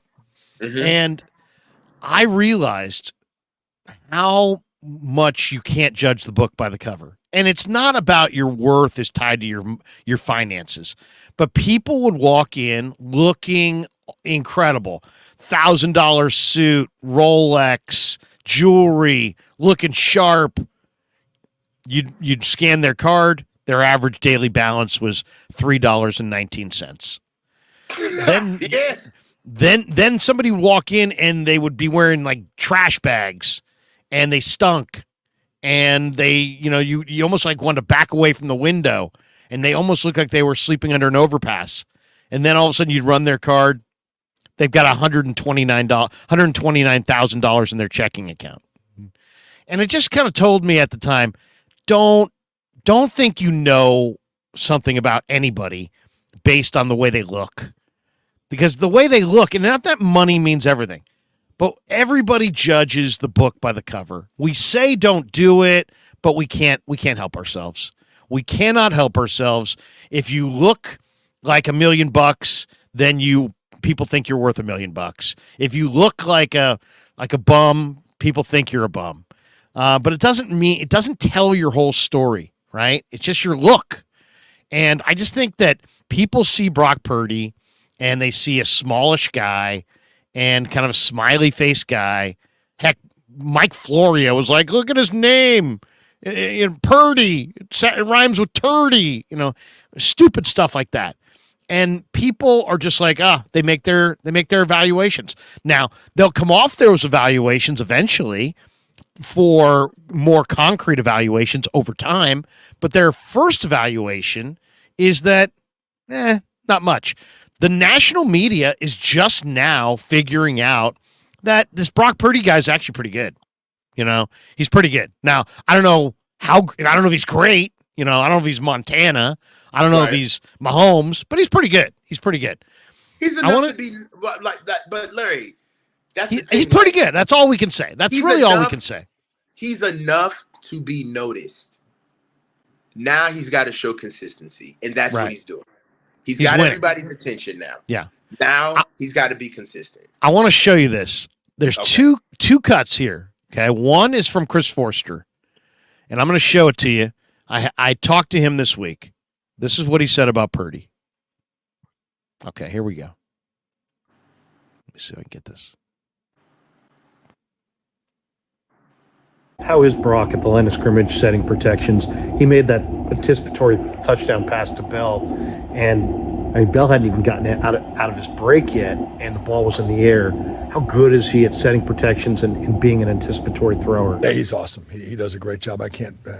Brock has been, everybody, we talk about this, that, and you say, yeah, well, he finally was the starting quarterback all of training camp, and he finally was the, starting quarterback through preseason. And last year he took over midseason with 0 reps as the third quarterback, and then played through the year and has had success. So it's all ahead of him. It just continues to grow and get better, and you couldn't be happier with the way he does things. And most of our protections are pretty well taken care of by Kyle, by the center. The quarterbacks don't do as much with it, but he understands completely where the free guys are. He moves away from pressure and does an excellent job with that, understands his problems. He's a real student of the game, understands it, and has the athleticism and the ability to make plays and make throws, understanding that the anticipatory throws have been, to me, and I'm, again, not a pass guy as much as I am a line coach and that, but they seem really, really cool how he does that. So there's Forster, right? And kind of weighing in. Now, I thought that was interesting too, because unlike a lot of quarterbacks who do set protections at the line, he basically makes it sound like Kyle and Brendel set the protections, but that Brock's keenly aware of kind of what what he knows where the pressure's coming from. Okay, and then here's the other question I asked Brock. And this one, Coach, to me, it really kind of shows what the competitiveness of this player, okay? This is just me asking him about golf, okay? Watch his answer here. Said I'd take his money. Wait, hold on a second. But we'll rewind this thing. I asked him about golf. Here we go. Brock, one non-football question. I was talking to Brandon Allen before. He claims he's the best golfer on the team. And I said, you're going to drag Brock out there? And he said, I'd take his money, but he hasn't played golf. How does a quarterback from Arizona not play golf? I mean, you've had opportunities. You just turn them down? Yeah. Well, my dad grew up in Florida, so he's a big fisherman. So I'd be out on the golf courses, but I was always fishing the ponds on the golf courses. So that's my excuse. But yeah, after my arm will heal up after this whole year and stuff, like I wasn't able to golf this off season, but I'll get good enough to take his money. I'll get good enough to take his money. So we're just talking about golf, and all of a sudden he's competitive. So it's like, I'm just saying, like, guys who are competitors, they compete. Whether we're playing checkers, chess, if we're going to play one-on-one basketball, if we're going to be, competitors compete, and that's what he is. He's a competitor. He competes, and that's part of his whole equation. Is that the guy, and you can't really see it. You can't really see it. Kid, man. Just give it up, Larry. People haters, Larry. If we can call people haters, we can call out you love this kid. I like it. There's no question. There's no question. I think he's the real deal. You have found your guy. I think the Niners have found their guy. A couple others Don't here. leave Brother Bob us, Larry, says, if we get rid of Brock, don't leave us, Larry. Brother Bob says, why are we talking about Trey Lance? He's a Cowboy quarterback. Let it go. Yeah, no, we got into a whole Trey Lance discussion. Tech TDs and Taps says Super Bowl window is the reason fans expect a ring. A ring. Yeah. No doubt. People expect a ring. Michael Alanis says, I thought Chip was going to turn Kaepernick's career around, and also thought it was a match made in heaven. By the way, Dion's team looks like a bunch of Chihuahuas against a juggernaut team like Oregon, and then this week SC. They're down 20-0 right now. That's the last time I checked on it. Is this game start at 9 a.m.? They started this game early as hell. They started this game at the butt crack of dawn. Yeah, my God. Otherwise, that's the quickest get behind. And then Ken Konecki, because they want us to watch it in the East. Yeah. Oh, I got you. Yeah, I put it in the window that's more midday. Ken Konecki says, name 13 quarterbacks better than Brock. Brock is top 12, top 13. All right, that's my next angle on this. I want to get your thoughts on this. My kid was asking me the other day, the Friday after the Giant game. He said, Dad, man, good game last night. And I'm like, yeah, we were driving around. This is my 14-year-old. And he goes, Dad, where do you actually think Brock really ranks in the league right now? And I'm like, oh man, that's tough. And I go, it's hard to define better, right? What's better? Better's so subjective. And so I came up with this as the definition, Coach, of better. If they traded Brock straight up for, the quarterback X, and you were happy about it, then that quarterback's better than Brock. If they traded Brock for quarterback Y and you were pissed off about it, that means Brock's better than that quarterback. So this is what I got. And so what does that mean? That means like I think Stafford's a better quarterback, right? I definitely do. He's got a Super Bowl, but Stafford also is making $40 million, and he's 35 years of age. All right. I knew you were gonna do this. No. I gotta. So this is how I'm ranking it. This is how I'm ranking it. Tell me what you think. Because we did this already, Larry. We did this already. When we did this, I told you. I said I feel like your list comprised of two criteria. Now, if you're talking about the pure quarterback. All right, if we're getting Matt Stafford you got to be able to look at Matt Stafford as a quarterback. Of course, we don't want 30-plus-year-old Matt Stafford with all of the money and how it would change our team. You're No. It's not about that. It's not about that. What you're doing is you're trying to be slick with it. No, so I'm not. If you're gonna really rank guys, then let's rank. Then how about we do it like this? How old is Brock? 23. 23? Maybe A 24. 23-year-old Matt Stafford. Would you take a 23-year-old Matt? That's what we're doing. No, but So then you're going. But coach, then you're changing. Brock. But then you're changing time. I'm saying today, because this is let's be honest about this. This evolves every day, right? If but all of a sudden rankings of quarterbacks have nothing to do with injuries and their contracts, Larry. Well, first of all, you can have your rankings. I can have my rankings. But when people talk about the rankings of players, they're talking about the pure skill of them. They're not bringing in all of the different things that the baggage that they bring.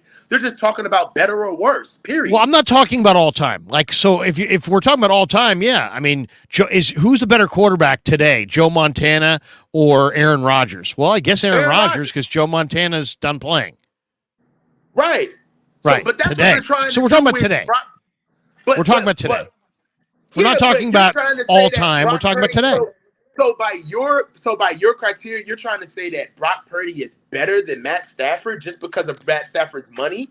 I'm saying better. Like right now in the league, quarterbacks. If I can have any quarterback I want, how many quarterbacks would I want over Brock Purdy today? If the money didn't matter, or you just period. I'm factoring in the reality of money and age. So, like, Aaron Rodgers is a better quarterback than Brock Purdy. Well, wait a minute. But I'd rather have Brock Purdy. You got a hell of a trump card up your back. You got a hell of a trump card up your sleeve. Right, because he's a younger guy who's cheaper. Because Brock is the last pick in the draft, and he's only making $900K a year. So right there, but it's more about age for me. Half of the quarterbacks in the league because Brock is one of the cheapest starting quarterbacks in the league. So you can always you see what I'm saying? Like, you're not being honest. I know, but there are other cheap quarterbacks. So let me just go with the list. This is the list of the guys that I have that I would take. And to me, we're talking about better. Well, what's better? Better is, do you want to have a more or less? So I have Mahomes, Josh Allen, Lamar Jackson, Jalen Hurts, Joe Burrow, Justin Herbert, and I even have Trevor Lawrence on that list as guys that I would rather have than Purdy. Like, if you traded Brock Purdy today for any of those guys, I'd be like, I love Brock, but yes, great move. Love the move.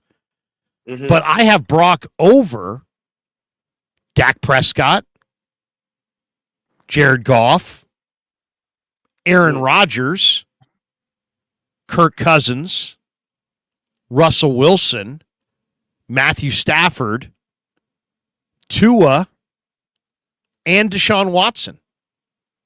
And some of those are because of cost. Some of those are because of age. Some of those are because I don't know what Deshaun Watson is right now, Coach, to be totally honest. I don't know either. That's a real concern. So like that's what this is the better than discussion, okay? I would rather have Brock Purdy than Deshaun Watson, because Deshaun Watson's completing 55% of his passes. He's clearly got baggage, and he makes a lot of money. So I don't know. Like tomorrow, if Brock Purdy throws 19 interceptions and tears his ACL, he doesn't have as much value if he all of a sudden starts playing poorly or gets hurt. So I'm just looking at it right now. I asked my friend, who would you have? What quarterbacks would you take? And he said, I like your list, except I'd take Trevor Lawrence off your list, and I would put Tua on your list. I would take Tua over. He said he would rather have Purdy than Lawrence, but he'd rather have Tua than Purdy. He said he would rather have Brock Purdy than Trevor Lawrence? Yeah. All right, so one question. 2 questions. What were y'all smoking And can you tell me where to get it after the show? Well, I mean, I'd rather have Lawrence, because Lawrence to me is a blue chipper, 6'6". But I'm always looking. I'm looking in the present and in the future. So like, I love Aaron Rodgers, and there's no doubt Aaron Rodgers is better than Brock Purdy, for all the reasons that made Aaron Rodgers Aaron Rodgers. But today, I think Aaron Rodgers might be done. Done. I mean, well, you know, Aaron Rodgers. Like, I wouldn't trade if the Niners traded Brock Purdy tomorrow for Aaron Rodgers. Would all the calls be positive, negative, or would it be 50-50? I think it would be 90% of the calls would be negative, right? But Larry, this isn't even a real debate. Like, you're better than this. Why are we having this discussion knowing that Aaron Rodgers has a torn Achilles? Like, Larry, because that's reality. That's what happened. This is the stuff that makes me want to reach through the screen and shake the shit out of you. Like, what are you talking about right now? You are like, I'm saying, who would I rather have today as a quarterback? It's not hard to understand what I'm saying. It's very clear. I would rather have Brock Purdy today than Aaron Rodgers today. All we can talk about is today. We can't talk about yesterday or down the road or historically. All right, but the discussion... That's a different discussion. That's a different discussion. I understand that, but the discussion of today just leans in your favor. We're 3-0. Brock is playing really good, and you're taking shots at... You're taking the... It's like... I'm not taking shots. I'm just... Hold on. Of all times, when would you want to have this conversation? And it's just coincidentally, you want to have this little debate when Aaron Rodgers has a torn Achilles. No, it has nothing to do with Aaron Rodgers. This has nothing to do with Aaron Rodgers. Would you say that last year? Would you have said that last year? No. Last year, I would have had Aaron Rodgers. You know what's crazy about that? Last year, I would have taken Aaron Rodgers, because last year, Rodgers was healthy and playing well. Not only would you not have said that last year, but you wouldn't even have broached the subject. That's my point. The fact that you're broaching the subject right now seems a little bit dishonest. No, I'm broaching the subject because my son asked me a question. He said, "Dad, where do you think Brock actually ranks in the league today?" Yeah, and I said eighth. So I've got him eighth. So hold on. Could an answer also be, it's too early to say right now? Well, but no. My son wanted an answer. No. Because your son just wants an answer. Like, Larry, yeah, he wants an answer. Like, Larry, I can't answer my son. If I ask you, nobody said that you don't do that. If I ask you, where does Brock rank? Where does he rank? No, nobody said you can't answer your son. What I'm saying is that you can't look at the question and understand that giving an answer, an actual ranking, just wouldn't be accurate anyway. First of all, it's just talk. It's just talk. Now it's just talk. At first you're fighting to speak to your seed. Now it's just talk. What's that? No, it's just. I mean, it's all just talk. It's all just talk. Right. I mean, we're just talking about quarterbacks. I'm just saying, some people wanted to rank Brock Purdy 24th. There's a list. I don't know. I saw it the other day. Somebody had a list at the beginning of the year. I don't know if it was Sims or whatever. He had Brock Purdy behind Geno Smith. He had Brock Purdy behind, Jordan. There are people this week who are like, Jordan Love is better than Brock Purdy. Do you think Jordan Love's better than Brock Purdy? No. Okay. No, I haven't seen enough of Jordan Love at all. I've seen 10 games of Brock Purdy. Yeah. Well, I haven't seen enough of Jordan Love either, but based on what I've seen, I would say no. So where do you think he ranks right now? Because you kind of already said, you kind of said 10 minutes ago, 12 to 15 or something like that, right? Yeah, I said that. I said, or did you say 15 to 18? At the worst, 15 at the best. I said it would be hard for you to name more guys better than Brock Purdy once you get to 15 guys. It would be very hard. Right. Well, there you go. You just put a number on it. Yeah. Like, what's wrong with being middle of the pack? You won 10 games in a row. You haven't lost. You're commanding your offense. We gotta see time on task. What's wrong with that? What's wrong with consistency? Like, there once was a time Larry, one of the things over the summer, dude. But Trevor Lawrence, coach, is the same. I mean, he's super young too. I just bet on the Jaguars last week. Trevor Lawrence looked like S against the Texans. He looked terrible. But I can at least understand that. Hey, you know what? I just caught him on the wrong day. But I'm just I love Trevor Lawrence, and I think he's going to be great. Right. But I mean, you know, a lot of this is a projection. It's a projection, right? Like I'll say it. Trevor Lawrence and Justin Herbert on my list are projections. Like Herbert's 50%. He's a 50% win percentage guy. He wins, he loses. He's 500 so far. But I project him to be very, very good. You are really feeling yourself today. I love Herbert. I love Lawrence. I think I'm a former scout, so I look at I look at guys in from a scouting perspective. So I'm rewarding the younger guy who I have belief in at more so than I probably should. Like Trevor Lawrence and Herbert in reality have just given us glimpses. They haven't really done it. They haven't won playoff games. They haven't won championships.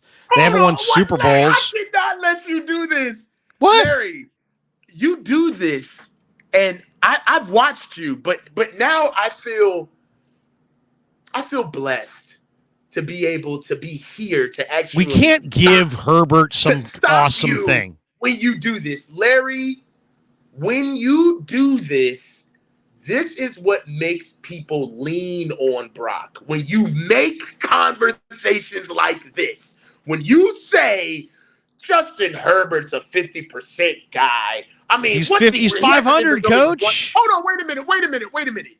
He hasn't even really won anything. Brock Purdy hasn't won anything. He hasn't lost a game. Hold on, wait a minute. And then on top of it, for you to have this complete blind spot and lack of self-awareness to understand that Brock Purdy is on one of the best teams in the league, and for you to talk about Justin Herbert and immediately go to his team's success as him being somebody who's not as good as what you thought, Larry. It's about winning games. Stop. It's about winning games. Hold on. So wait a second. Wait a second. We're gonna give Herbert all this awesome adulation because he's 6'5", 240. Nobody said that but you. You're the one who said that. Nobody said he's because he's 6'5", 240. Why? What makes him so great then? Wait a minute. It's about winning games. Let's stay with that. Oh, no. Let's stay with that. You think that Brock Purdy should be given more credit because he's not 6'5", 230. Is that what you're saying? No, that's not what I'm saying. All right, then. I'm not saying that. I'm saying all I'm saying is the point is to win games, and Brock Purdy's winning games. And then all these guys, they're all moving targets. They're all moving targets. Larry, don't paint me as inconsistent. I'm not inconsistent. I'm very consistent. You're hurting Brock by doing this. I'm not hurting anybody. He's won 10 games, Larry. Don't say he wins and he's lost none. All right, Larry, that's fine. But that's not even a full season. Are you aware? So what? Who cares? Who cares? Larry, who cares? Don't say you care, Larry. Don't say no. Larry, so now somebody on, Larry, who's awesome as a rookie. If Willie Mays cannot be a good player, he cannot be an all-time great because he's a rookie in 1951. So what? You gonna hold it against him that he's a rookie? Nobody's holding any Larry. Nobody was holding it against LeBron James when he was a rookie. That's another thing, Larry. He's a rookie, so he's a young player. Just because people want to have a balanced and pragmatic approach to Brock Purdy doesn't mean that we're hating on him. Larry, now you're moving the goalpost.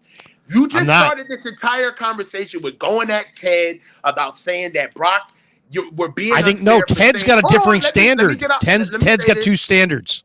All right, okay, that's fair. But you just Ted wants to say that Trey's great. Trey didn't win anything. You just said that you are going at Ted for having a high standard of Brock Purdy that was not realistic. Saying I'm saying that Ted's saying that he won't be happy with Brock Purdy as the guy until he wins a Super Bowl. Right, that's what I'm saying. That's too high of a standard. You know what, Larry? You go ahead and talk. I'm going to shut up. Go ahead. Well, I mean, seriously, why? So Herbert's great, but Purdy's not. I mean, come on. I mean, seriously, come on. Are you ready for me to speak? Go ahead. Nobody said that Justin Herbert was great. You said that he was great. Nobody mentioned Justin Herbert being 6'5", 230. You mentioned that, Larry. You are showing the insecurities that you have with the reason why you're defending this kid, bro. What? It's okay. Insecurities? Come on. You're better than that. After 10 games, you're saying who cares that we don't need to see more of him? I didn't say we don't need to see more of him. I'm just saying you can evaluate. Is anybody in the chat right now? We're in the present. We're evaluating in the present, Coach. In the present. Larry, you're moving the goalpost, brother. No, I'm not. All right, man. All right, look, Larry. Look, we're giving opinions on September 30th of 2023. This is the point in history we're at. All right? So we can't. That's it. This is where we're at. So how can why is Herbert better than Purdy? Why? I'd like to know. Well, he can throw literally there's not one throw on the field that he can't make, and Brock can't do that. Okay, that's number one. All right. He has a stronger arm than Brock. Okay. He's bigger and more athletic than Brock. All right. Okay. He's actually came in and had the cachet of who he needs to be, and he's carried that out through his career. Okay. And he's actually shown more time on task than Brock has. Brock only has 10 starts, Larry. And how many does Herbert have? How many does Herbert have? I don't know. He's got 3. Has he been in the league 3 years? So what's the magic number, Coach? You tell me. What's the magic number? At least a season, Larry. But you can't. Okay, that's fine if you want to wait to say. Look at you upset with me saying at least a season. Like I just cursed. No, that's fine. But I mean, why are you offended by that? That's fine, but you can't hold it against the guy. It's not like he's played a season. All I'm saying is today. Larry. So wait, we can't give opinions today because we can't wait. We got to wait till the end of the season. Question. Who is holding anything against Brock? Ted. That was the launch point of this conversation. He doesn't want to deal with Ted. But don't go off on the rails on Justin Herbert just because Ted got you in. No, my point is just that Justin Herbert hasn't won anything. We're judging the book by the cover. He's a big guy with a strong arm, and he does all the things we want. But doesn't mean he's going to win. Doesn't mean he's going to be successful. Well, his team, Coach, we could go to other quarterbacks who are big and strong and we're good. Do I need to label other quarterbacks who are big and strong and don't win? I gotta ask this, Larry. Today, since we're gonna stick with your thing today, Larry, would you not take Justin Herbert over Brock Purdy today on this team? I just told you. Are you not listening to me? Yes or no, Larry? I just told you that I would. So why are you asking me a question when I just told you that I would? Are you not listening to me? Hold on, Larry. So you would take Justin Herbert? I already told you that I would. All right. So remember the list? Hold on, Larry. So why are you arguing the fact that people think that Justin Herbert's better than Brock if you yourself would take Justin Herbert over Brock on this team? I'm just saying because one guy wins and the other guy doesn't win. Winning is kind of the big part of the game. But Larry, that's not this scenario. Of course, one guy wins on the 49ers and one guy wins on the Chargers. But we're talking about listen, this is an experiment. The control of the experiment is the Niners.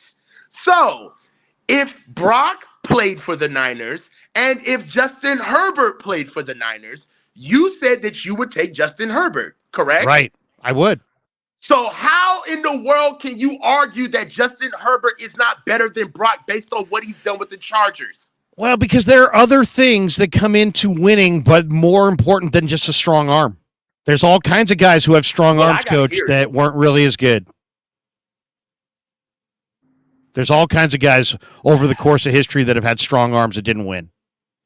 But I've already told you that I would take Mahomes, Allen, Lamar, Hurts, Lawrence, Herbert, and Burrow over Brock. And all I was asking you was, where does Brock rank? And you're saying 15 to 19. Yeah. You look really upset about that. You look like you want to punch me in the face. No, I'm just saying. I'm just saying.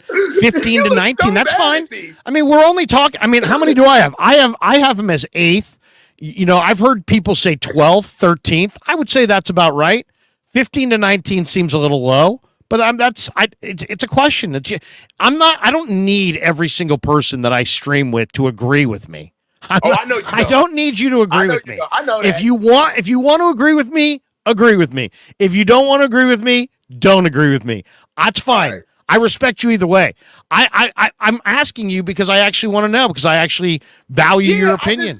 And I told you, you know, I just need to see more of Brock. You know, it's not anything against Brock. I think for me to have him this high for what he's done is actually a compliment more than, I mean, I think you would say that it's disparaging, obviously, after this conversation. Well, but no, you know what it comes down to is the names that exist between, let's say, 12 and 19. I guarantee you, if we actually busted out those names, we'd have a hell of a debate. So, like, basically, you. 145. We are hour 45 in. We're talking about. I just named 8 quarterbacks. So now you have 11 more quarterbacks that you would take over Brock Purdy than the 8 that I named. Yeah. Okay. But then if you go and look at those, okay, so now it's 15. If you're saying 15 on the high end, I said 15 to 19. I have 8. I have 8. Hold on. This shit is recorded. So I'd like to know what your other 7 are. Is the floor, 15 at best. Okay, I just gave you my 8. Who are the other 7? I love the fact that you try to put me on the spot right now. Well, no, I mean, you're going to throw out a number. Now I'm asking you, who are the guys? All right, I'd go Ryan Tannehill is better than Brock Purdy. What? Daniel Jones. Ryan Tannehill? So let me say this, because this is Tannehill. Let me say this. This is what you're trying to do. And I think this is really cute. Ryan Tannehill? This is really cute. But let me tell you what you're doing. Come on, coach. Hold on. Because Larry, we're gonna talk after this show. So this is Come on. So you got your cute little list together, right? I just gave you mine, but you go with Ryan Tannehill. And you come on here with your condenser mic and your Purdy facts. Okay. All right. And you take other people's arguments and you basically piecemeal them together to get to basically what you want to say. Okay. And you use these as excuses for you to really say that you believe that Brock is a top 10 quarterback right now. Okay. So you believe that he's a top 10 quarterback. You believe that he's 8 overall. Okay. Yep. You yourself have also said that players that you think that are better than Brock, you would take on the 49ers over Brock. Okay. For some beknown reason to me, unbeknownst to me, I don't understand how that's logic to you. Well, no, because I had to define better for my son, and I defined better as guys I would rather have. You know, that's not like a crazy standard.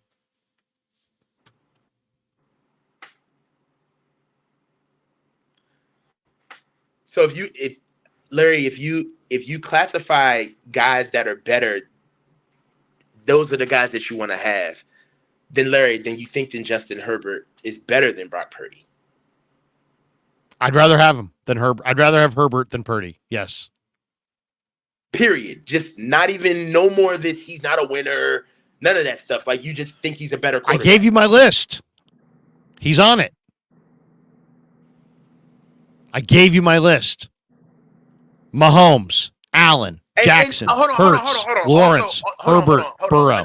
Another thing that I want to bring I'm factoring in everything, Coach. Another thing that I want to bring up on stream. You will never. I'm not going Ryan Tannehill. Hold on. You will never bring me on your show with a pre-made list in a computer in front of your screen and not tell me topics ever again. You will never invite me on your. Hold on, Larry. You will never invite me on your show and not tell me topics and corner me like this again. If you are going to talk to me, you're taking yourself way too seriously now. Hold on. If you are going to talk to me about facts, about the things that you want to talk about, especially about Brock Purdy, give me the topics beforehand. Okay? Give me the topics beforehand. That's all I ask. You've been ambushed, is what you're saying.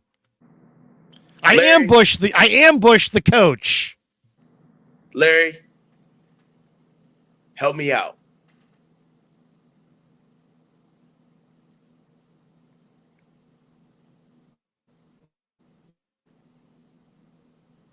What? What do you want now? We're good. You've been ambushed. Nah, let's go. Next topic. Why? You don't want to go with Tannehill. Now you're off of Tannehill. Now let's go. All right. You've been ambushed by me. This happens all the time. People have me on all the time and ask me questions. It wasn't like I'm making you. It's not a court of law, Coach. This is not a court of law. This is just a conversation. So it's all right. Ken Kanicki, he says, "Nah, you're wrong." It says Matt Statpatter isn't a top 13 quarterback. Who's that? Matt Stafford? Ken Kanicki, only quarterbacks I'm taking over Brock are Mahomes and Burrow. That's Matt. That's Ken. Sarah says, Coach, why are you being so emotional? Brock is playing good, and I'm very happy to have him on our team and allowing all of our players to stay on and thrive. They all love him. Sincerely proud of Brock. She says you're emotional. Well, it's good topic. Bazimyan says, why do people talk as if Hurts and Tua are unquestionably among the elite who are better than Purdy when they have the same caliber of weapons? There we go. We got this one from John V. Brock Purdy's story, unfortunately, will always cast doubt. There's no amount of games played that will ever be enough to justify the kid. Sarah says, Larry, don't make me lean on Brock's play. Larry, don't make me lean on Brock's play does. I don't understand that. I'm not sure if that's fully English. Sometimes you got to use a little grammar or like a comma or maybe a parentheses or something. Coach, what do you want to talk about? Since I ambushed you on this and you feel ambushed, what's a topic you want to hit? Man. Move past the emotion and we're friends. I mean, you're now you're worrying me. You know, you're getting me. You're worrying me with you're getting so upset about this. Not upset at all, brother. I spoke my piece. Let's move on, man. Next topic. All right, next topic. If by chance the 49ers wind up winning this game and they go into the next game against the Cowboys 4-0, right? What is your main concern going into Dallas week? The Niners, a lot of people feel like Dallas and the Niners, like Steve Young has said it a bunch of times, and I kind of agree with Steve.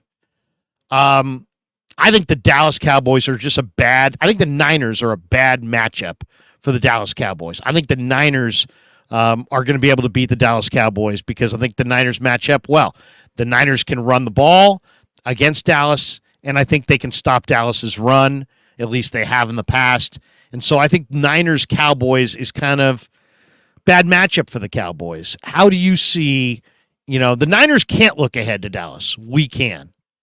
What do you see next week in Dallas Niners?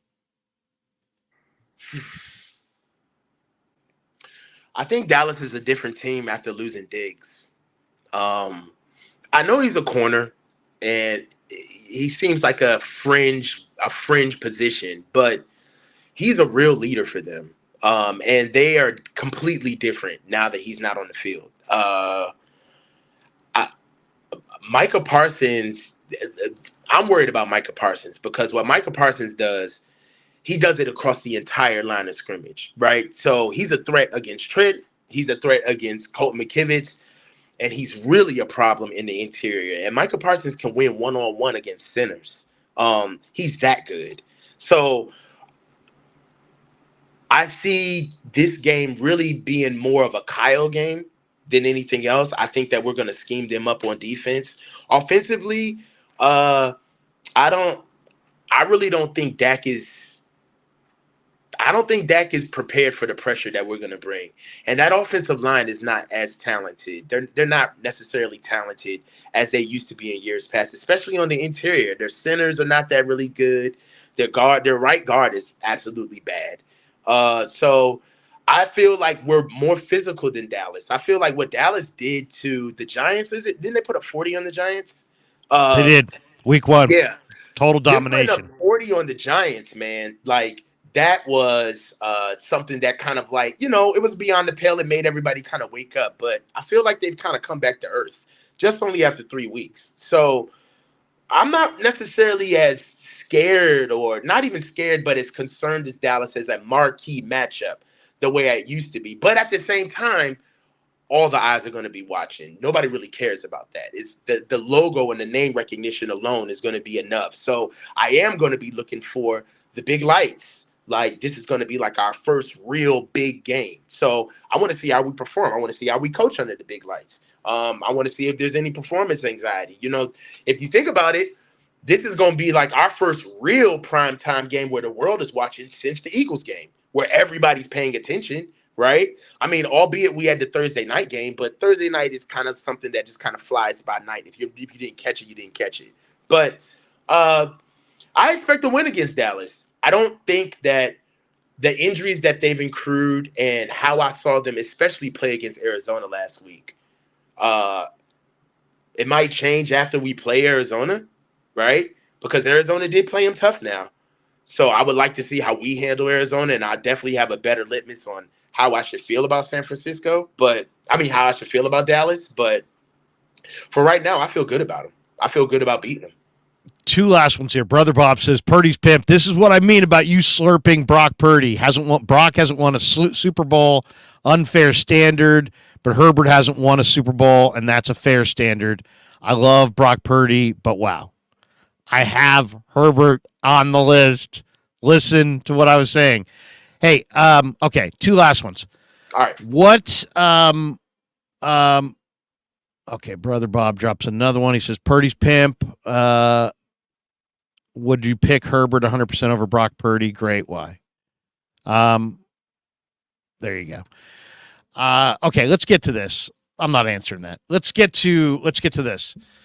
What of the teams that are in that top tier, which is the team that you fear the most from the 49er perspective? What's the team? I'm giving top tier NFL: Buffalo, Kansas City, Miami in the AFC, Niners, Philly, Dallas in the NFC. Of the 5 teams that are in that top tier with the Niners, who's the one that you fear the most? Well, obviously Kansas City, because they got that man. This is still a quarterback league. And that's the beautiful thing about the season. They get us to pay attention to so many things, like, the completeness of the Niners and how young and ready the Eagles are and how innovative and fast Miami is. And Buffalo seems to be ready to bounce back from all of their mistakes. And it's Patrick Mahomes.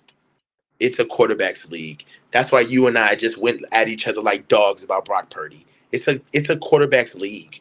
You know what I'm saying? It all comes down about the quarterback. So that's the only team that at the end of the day, when you have everything just right, they still got that man. And that's why Kansas City always is going to be number 1 for me. And they're our foil, man. Let's just admit it. Like, they're the one that got away. We check for them more than they check for us. We got to be honest. We do. No, I agree. I think as much as Miami scored 70 and Philly's Philly, they're a tough one for the Niners. Window dressing. It's Kansas City. It's Kansas City, man. It's Kansas City, and if Kansas City gets another weapon to go with the tight end and Mahomes, then they're really scary. Coach, I got to jump, not because we were battling, more because I just got I got a phone call. I got a scheduled phone call that I got to take. But I love you, brother, and hopefully you're not pissed that I ambushed you. Dude, we had a good one. I'm going to just curse you out when I call you later on. I'll talk to you. All right. Sounds good. Coach, good to see you, man. Have a great weekend. Talk to you, bro. We'll talk to you, the coach. All right, guys. There you go. We're yelling and screaming. I still, he's going to yell at me when he calls me, "You set me up." And I'm going to be like, "Tannehill? Really? Tannehill?" But anyway, all in good fun. Thanks to everybody. Thanks to our sponsors. Thanks to Marin Autoglass, New York style Italian sausage. Thanks to Pig and a Pickle. And thanks to all of you for joining the Krueg Show. Have a great Saturday. Check me out tomorrow morning at 11 a.m. with Lo Neal on 95.7 The Game. And check us out in the post game as well. Until then, peace. Yeah, never met a man I've been scared of. Careful, you gon' get exactly what you asked for. Careful.